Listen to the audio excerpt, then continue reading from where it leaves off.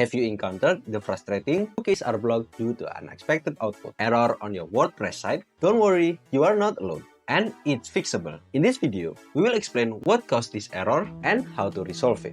This issue usually occurs when a custom code snippet, plugin, or theme generates an output that disrupts the way WordPress files load.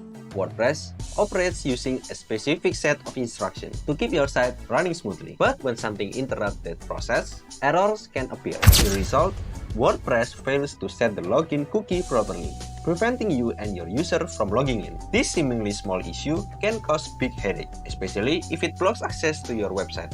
But what can you do to fix it? Start by checking for extra white space in your PHP file. This is a common culprit, as unnecessary space can disrupt the way WordPress processes code. If the issue persists, try temporarily deactivating all your plugins.